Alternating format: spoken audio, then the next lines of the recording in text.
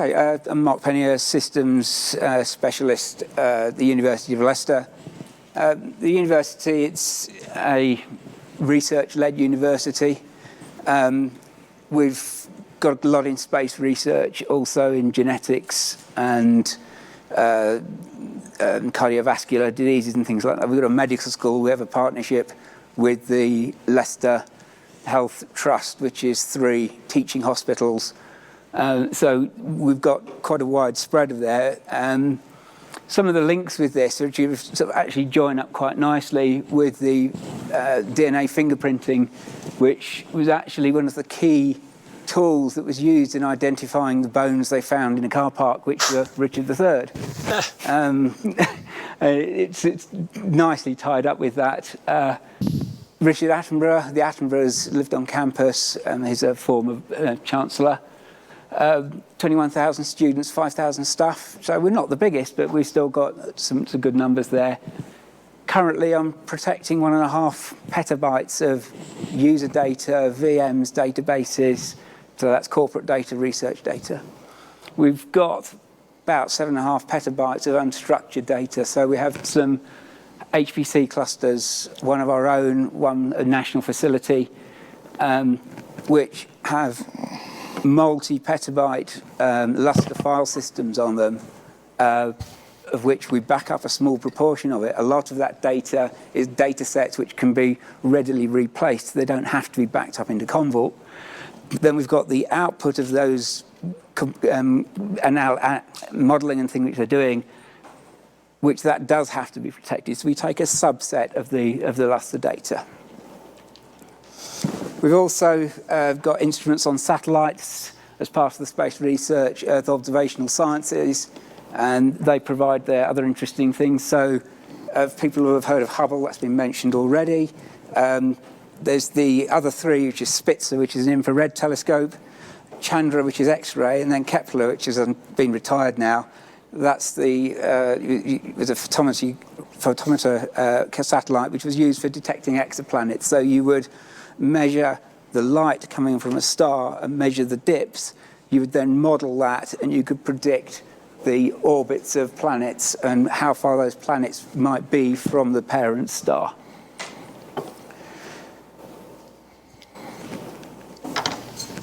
So we had a legacy that the system, as it stood, was started in 2010 with Commvault 9.0.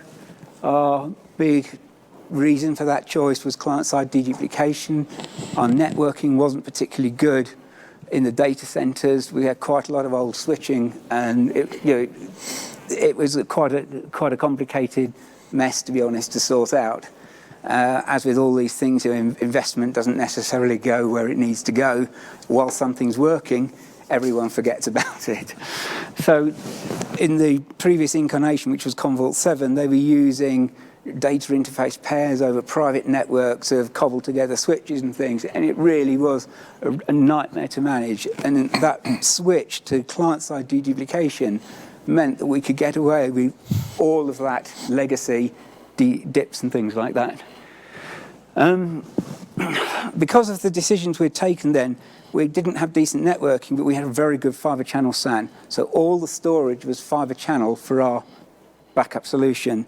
So we had 28 days on disk, and then we backed up to the long-term backups was sent to tape. So we had a 6-drive LTO tape library.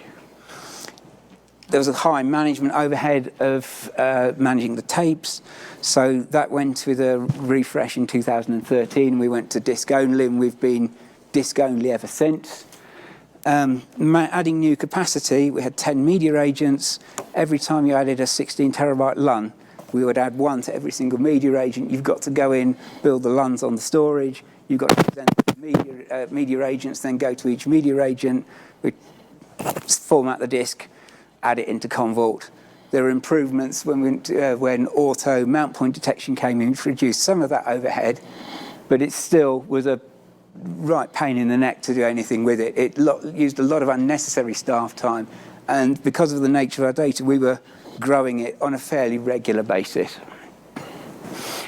We wanted to we wanted to improve that big time, but also the fact that it was fiber channel, because fiber channel is a very, very strict one-to-one mapping between your media agent and the storage. If you lose the media agent, you lose access to the storage, which means you can't do backups and you can't do restores. And the reason you can't do backups is if you need an index, which Commvault has written, to that media agent storage which is missing, you can no longer restore the media, you can no longer restore the index. That's not a fault of Commvault, that's the underlying fiber channel SAN technology. It's that strict one-to-one mapping. And we really felt vulnerable after we'd had a failure of a media agent over a weekend, which wiped out a significant proportion of our backups. We really wanted to get away from that. So that was a priority. The other thing is that the university is in the process of reviewing its data centers, and our primary data center, which was also our newest, they decided that the building that was in wasn't a landmark building and should be replaced. The powers that be didn't quite understand that it had our newest data center and all the fiber connectivity for the primary routes in and out of the university. So we started to have to plan that in. How can we make use of this to improve things? So towards the end of last year, we reached a point where the hardware for the storage, half of it was going to go end of life the middle of this year. We didn't want to pay to keep supporting it. All the server hardware was HP BL460 Gen 8. That will be supported for years to come, but it was starting to show its age as our backup load increased. When we were doing the synthetic full backups, the servers really couldn't keep up. We needed more SSDs, we needed 12G SAS SSDs in there to run the indexes and things like that. So we put a plan together, budget was available to replace all the storage and replace all the compute. The important thing with this, that there was absolutely no question that we were going to review using Commvault. Everyone was completely in agreement that Commvault was the right product for the job.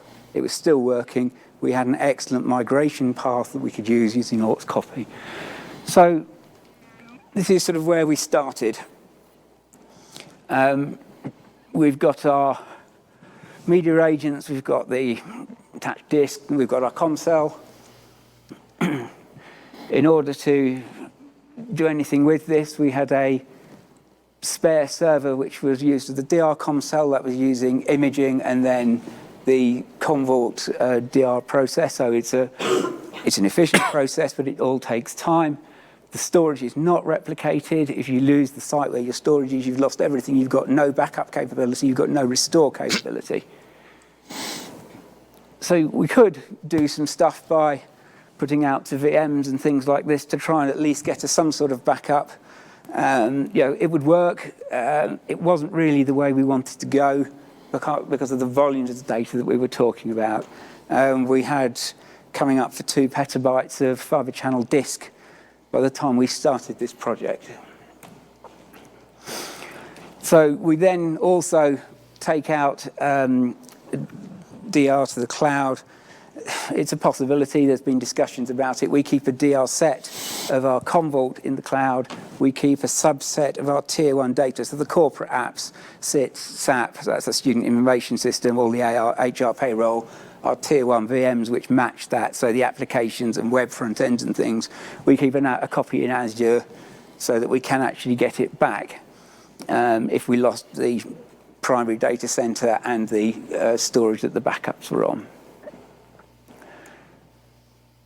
So we looked at what we could do,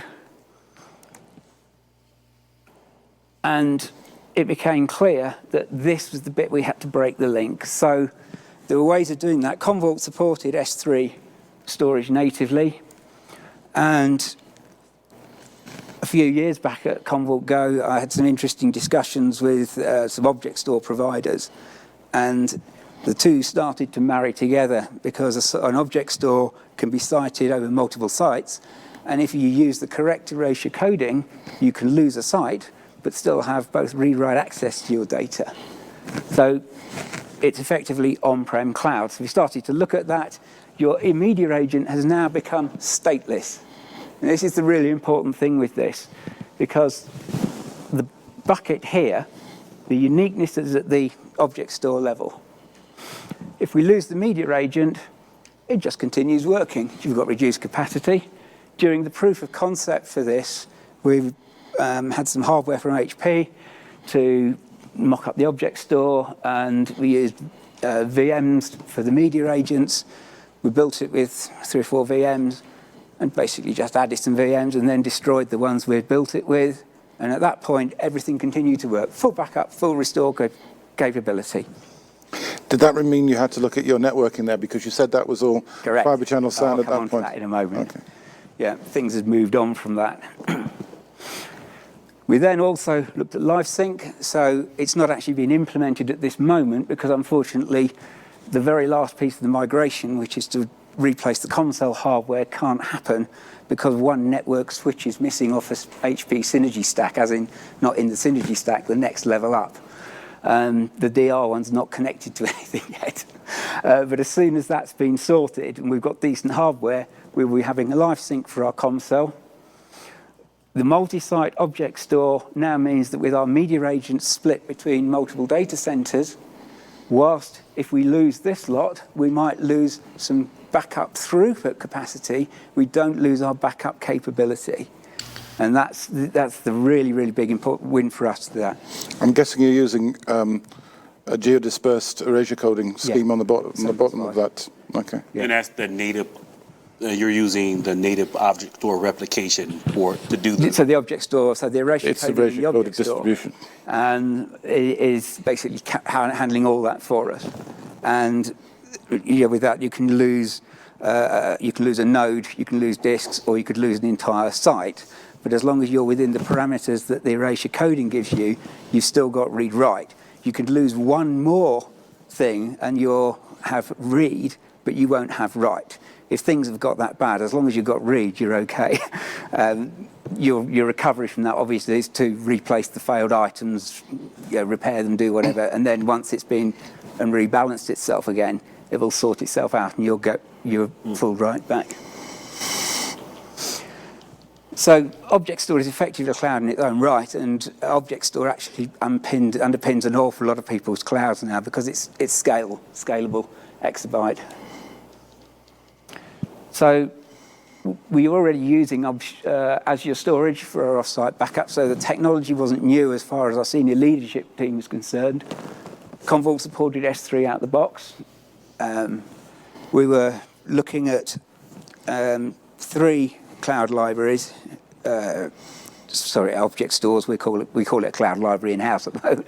So the first one was Cloudian, Scality, and then SUSE Enterprise Storage. We settled on those as our shortlist. Cloudian, because it looked quite a nice product, but critically, it was very easy to put a proof of concept together. It didn't require huge amounts of hardware, professional service or anything. It took me about 2 hours to knock a 3 VM proof of concept up just to prove that it worked. It really was very easy. Scality, it looked good. It had some fantastic functionality. We just didn't want all the functionality it offered. That was then reflected in the price. SUSE Enterprise Storage, now as a university, open source, we use open source, it actually looked quite a good fit. The downside was its complexity, and that whilst the upfront costs were cheaper, the ongoing support of that we could see becoming significantly more expensive, and it would start moving away from our goals, which were to reduce the storage costs. We didn't want to have to spend our time managing that storage. Interestingly, a couple of others which we looked at, Hedvig, and we didn't go for Hedvig as a shortlist because we felt that they were smaller and a takeover candidate. Yes, you'd give financial Good call. Good call. We made a good call on that. On the other hand, maybe we made a bad call because with Commvault's announcement of purchasing Hedvig, it actually would have given, as things move forward, a very, very tight solution. But yeah, we are where we are. But it was very interesting on our analysis as to what we thought and how it's actually turned out. We actually settled on Cloudian at the end of this, and a lot of it was driven by cost.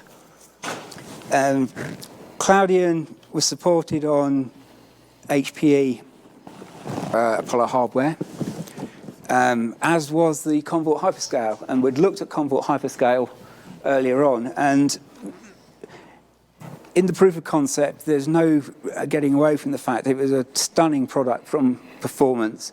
And once it was set up, it did work. Unfortunately, it doesn't geolocate. And we spent a lot of time talking to Commvault about this, because even though we have a flat network, so across our 3 data centers, they're effectively on the same network. We could provide a 40 gig resilient network between those data centers on some new HPE switching. Commvault weren't happy with that and would only support us having multiple clusters of hyperscale, which effectively then didn't give us our 3 site, it only gave us our 2 site. And it didn't really fit with the model we were trying to get, which was, you'll see here, in how the data centers then work out. And it's a shame, really, because say hyperscale did look good, and the proof of concept we had with we had 3 Apollos from HPE to the hyperscale build. It really did work extremely well, and we were reaching the point where we were saturating the network before the Apollo nodes fell over.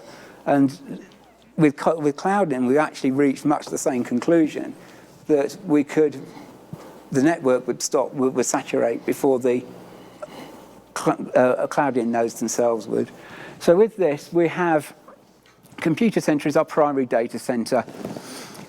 Michael Attire is laughingly called a data center. It's a very small room in the Space Research Center, about 500 meters from the main data centers, which is where all the current backup storage, the fiber attached stuff at the time. So we have fiber channel out to there. Physics is where all the HPC is, which is where the largest volumes of data are. And this one is again about 500 meters from here. It's our DR data center. So that has the replicated copies of the primary SAN data. So to get things going, the simplest thing was to put all the S3 storage in that data center, because there was room to do it. We had the power of the cooling because it was underused.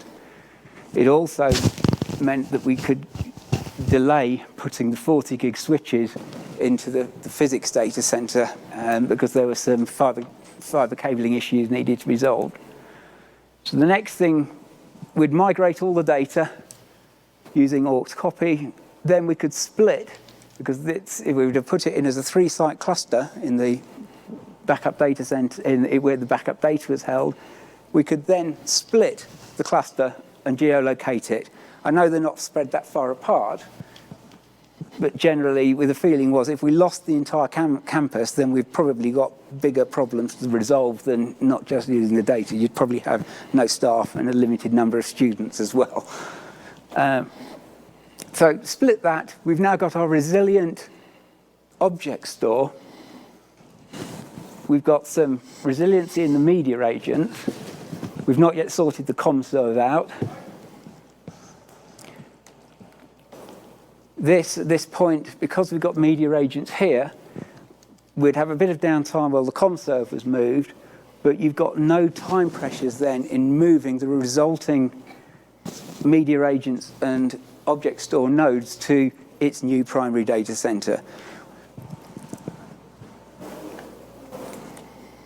The next step would be to empty everything from here, because this data center, the building which it was attached to, was going to be knocked down as part of this redevelopment, and the adjoining wall was where all our, so the division between where they were demolishing and our data center was 2 layers of brick.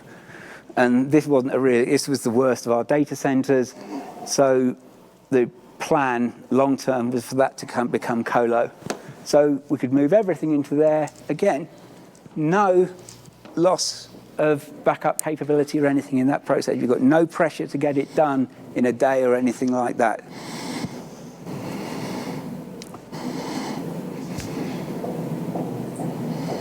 The next bit, and this hasn't happened yet, but is going to happen, will either go to Slough near London or Leeds in the north. It'll probably go to Leeds because it's cheaper. We're not yet sure whether it's cheaper in the long term because their density per tile is less than Slough. So, do you have backup windows still? I mean, there was some discussion that backup windows were no longer a valid world. Yes and no. So, with SSD or flash, whatever you like to call it, primary storage, you've got less of an impact now when you're backing up your VMs, your databases, and things like that. So using snapshots and stuff like that? Yeah, so we use VSA for all the VMs. The biggest issue is actually the scans on some of the bigger data sets, which are the Linux-based ones, where the scan is single-threaded. And because of the size of the data, we're running multiple scans.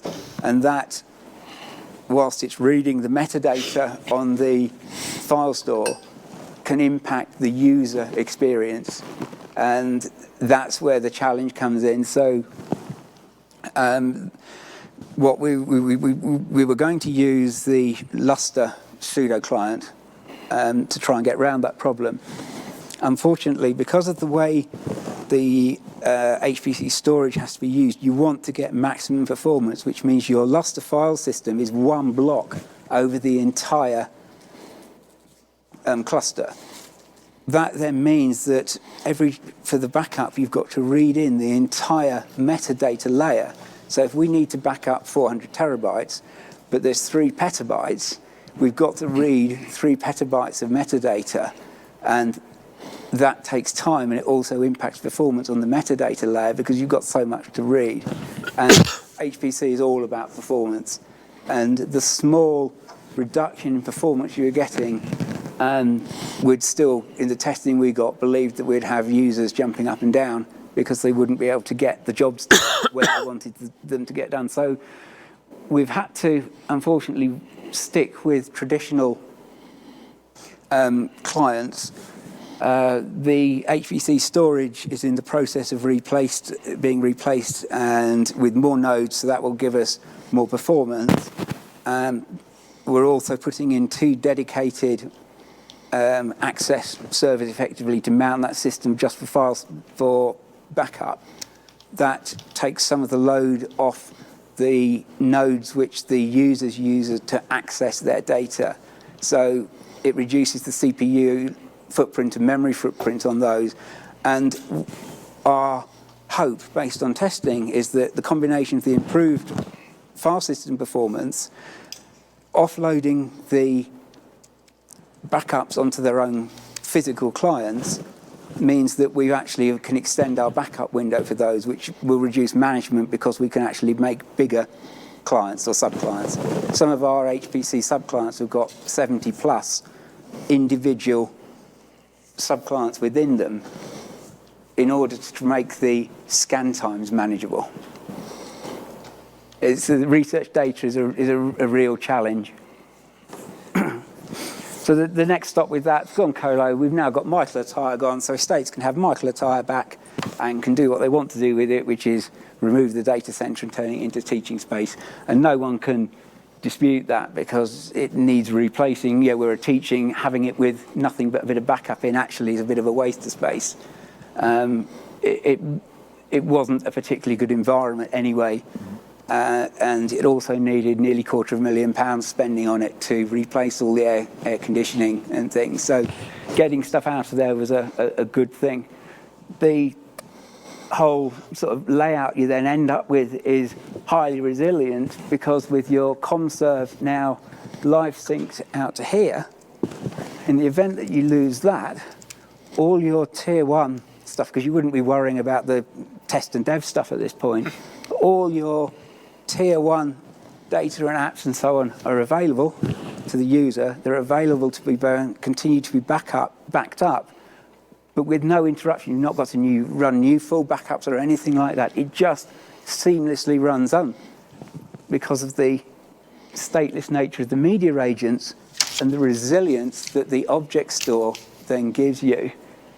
In the presentations we took to our senior leadership team, it took a while for them to understand how Object Store worked and the fact that it's not like a traditional RAID. And the best way we could describe it was that it's RAID across servers. And with quite a lot of diagrams and discussions and so on, they eventually understood how it worked.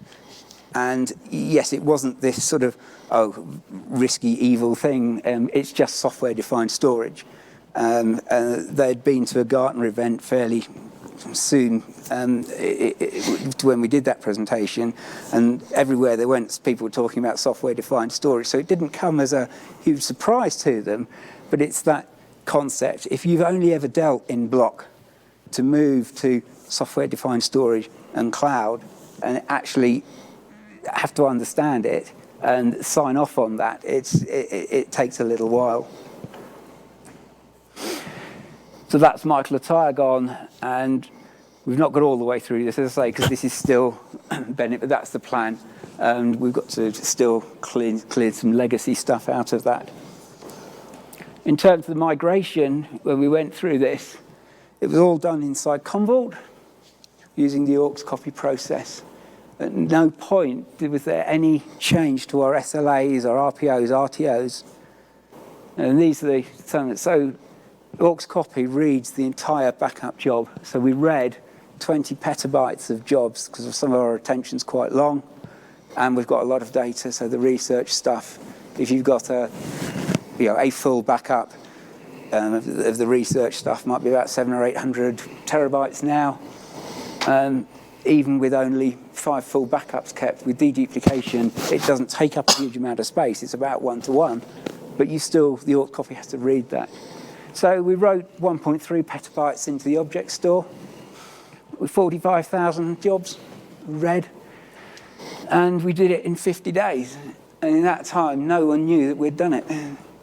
And that was basically down to careful planning, the facilities that Commvault gave us, and the performance of the new HPE network we put in, the Synergy media agents, the fact that none of the old media agents fell over during this process. We got lucky on the old stuff because the Dell PowerVault storage, it went end of support on the 12th of July, and this was our big looming skull and crossbone moment because it was 5 years old at that point. And we just knew that when a disk went, usually what happened is one would go in quick succession. We'd then have 3 or 4 go. And there's a finite limit to the number of disks you can go. And of course, you lose performance. And once we started losing disks, we then wouldn't be able to read the data as fast. We had a lot of testing over using network optimized or disk optimized performance. Our network people were absolutely convinced that the way to do it was network optimized. We were convinced that the way to do it was disk optimized because of the reading the data from the disks. They're old G6 G6 nearline SAS disks, so basically G6 SATA, very limited IOPS. We did some testing, and throughput was vastly better using disk optimized. The Commvault stuff knew what it was doing in sorting that out. We still got a little bit left to do. Unfortunately, we had a huge influx of data, which meant that we ran out of space in the object store, as you do. So we started off with 12 nodes. They then had to buy some more, and the nodes didn't come in time. And just at the point where we thought we'd do it, we had to delete 400 terabytes of data out of the object store. We had to delete a whole storage policy so that to protect everyone else's backup. So that was then still left on Compellent, fortunately, rather than PowerVault, because we did another aux copy within Commvault storage policies to get it off the PowerVaults.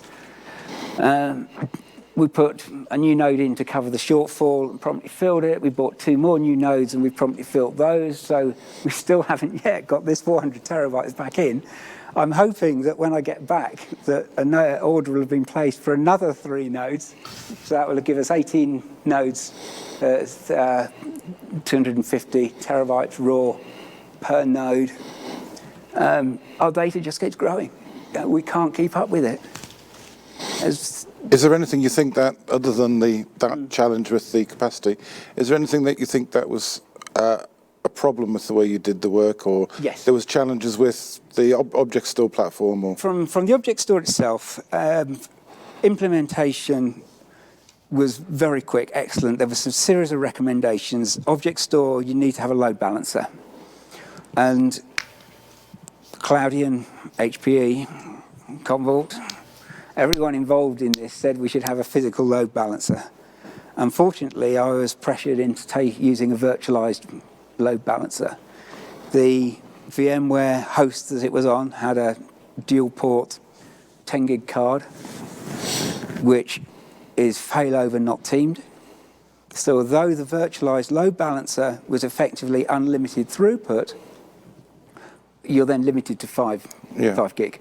4.8 it actually turned out, and latency went up to sort of 30 seconds plus on put for the object store, and everything fell apart in a fairly big heap.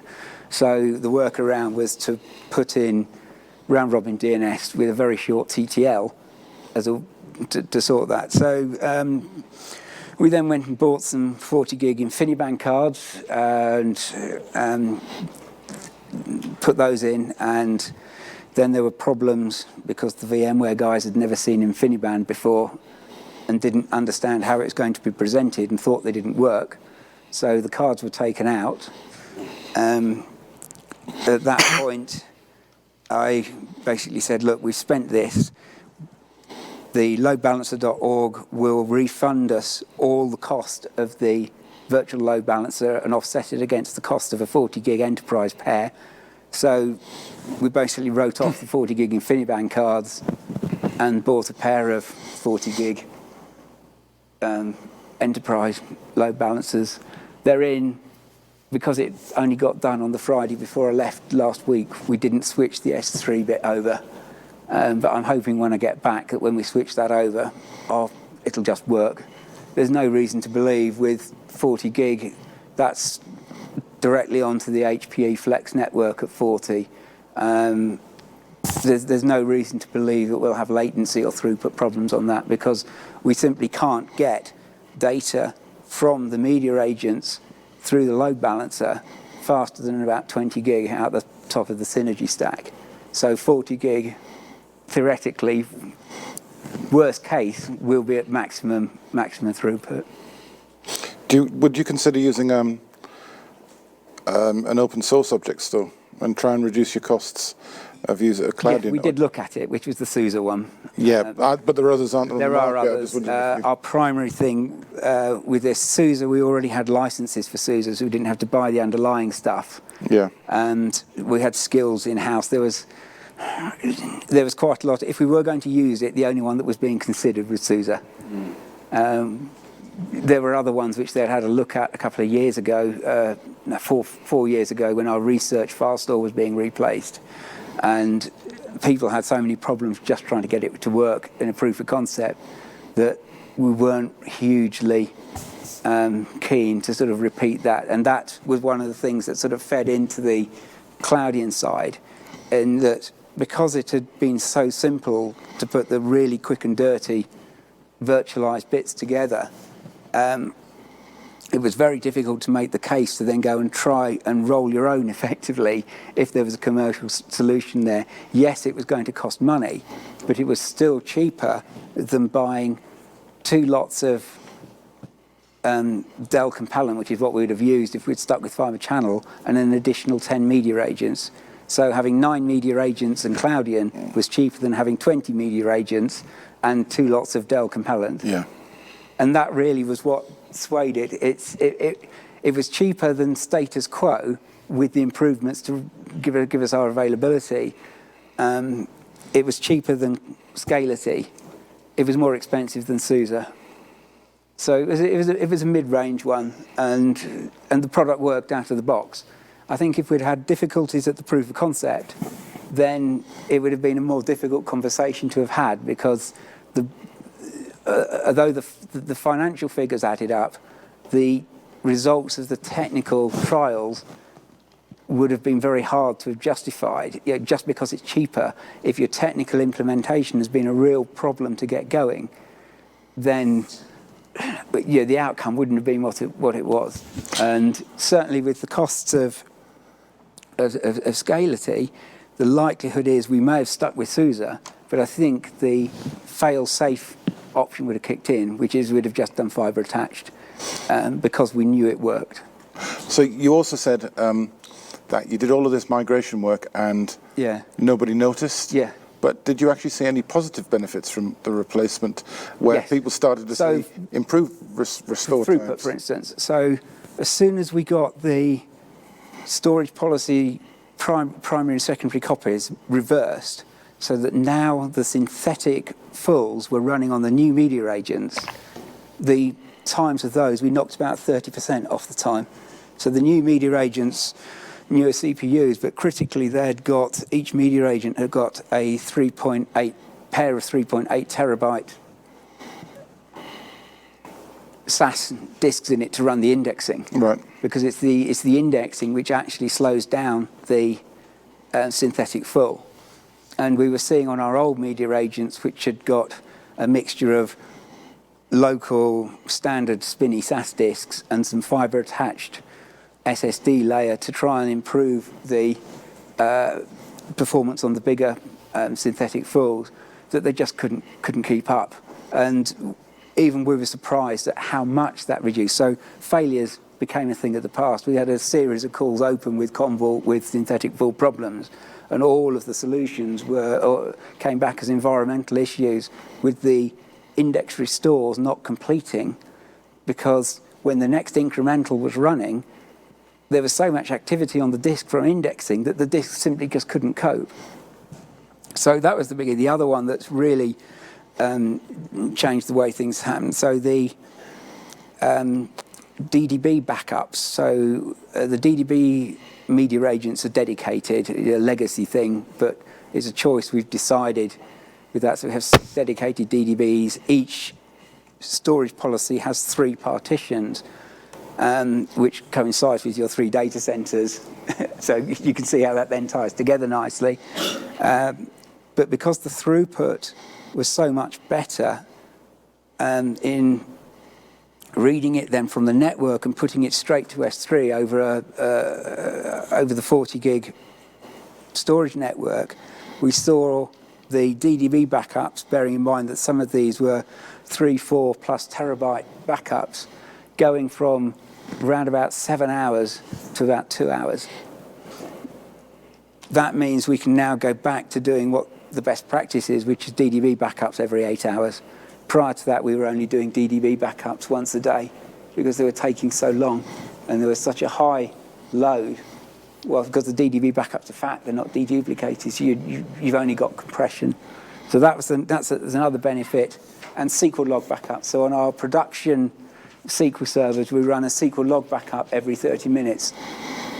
With the old system, those log backups were taking anything up to 15 minutes. With the S3 and the new media agents, once a block of backups kicks off, there's about 46 clients in a package. It's normally finished inside 2 minutes now. So the likelihood with that is that we will decrease the time between the transaction log backups to 15 minutes to further improve our POs.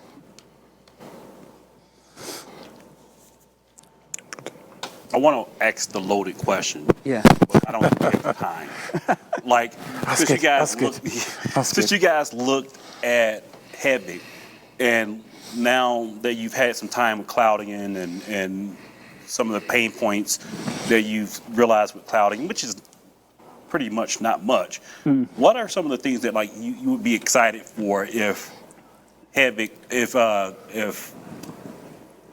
if Commvault bought Cloudian instead and said, oh man, the integrations that we could. Yeah, so the things which we'd be wanting to sort of see with that is in the provisioning of the storage. So one-click provisioning, storage policy, bucket, just done. You just click it and then you put your access media agent on. It's things like that, because there is still some work to do with that when you're adding the access media agents. But it's something like that. So I've got my storage policy and I just point it to a bucket, or I just give it the name of the bucket, and Commvault then goes and creates the bucket and just asks you the list of media agents you'd add to it. So you then put some ticks in a box. Job done. Half a dozen clicks, and the whole storage policy, bucket, S3 link is all done in one go. That would certainly be a real winner on that one. Some of the other ones, there were some discussions earlier on with Hedvig about putting your primary data on that, and certainly for our next research file store, which is currently heading towards 3 petabytes of unstructured data, that's on ZFS at the moment, running on Compellent, replicated at the ZFS level. We are looking very seriously about that going to Object Store, and Cloudian obviously would be the first option of that, because we've got a relationship with them.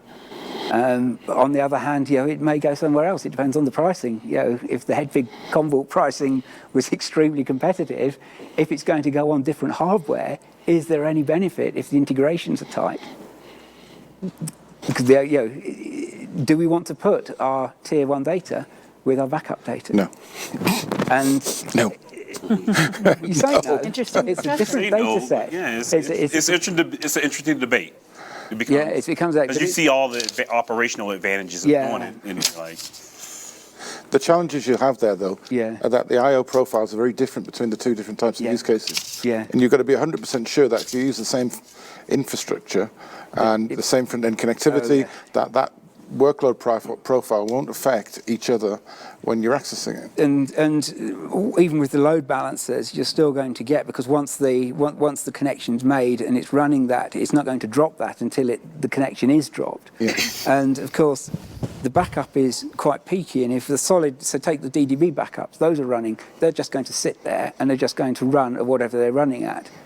If that is going through the same nodes that are then taking someone's research access, the likelihood is that CPU load and memory node on that Cloudian or Object Store node is going to start going in contention, because we can see across the nodes you get significant CPU variation where there's a heavy hitting write going in, and the receiving node, but that node has then got to do the work to do the distribution algorithms. Where is it sending the blocks? Where is it sending the EC? And to do all of that. And if you've got something else hitting it at the same time, potentially you've got conflict there. And so, and the research access is mostly low IOPS. If you took it as an average, it's very low, but you get, if someone decides to change a data set and does a 100 terabyte read or write, you've suddenly got this huge peak, and those two colliding could actually have fairly bad results for both systems. Certainly my gut feeling would be to keep them separate at this stage, even if we were all Cloudian.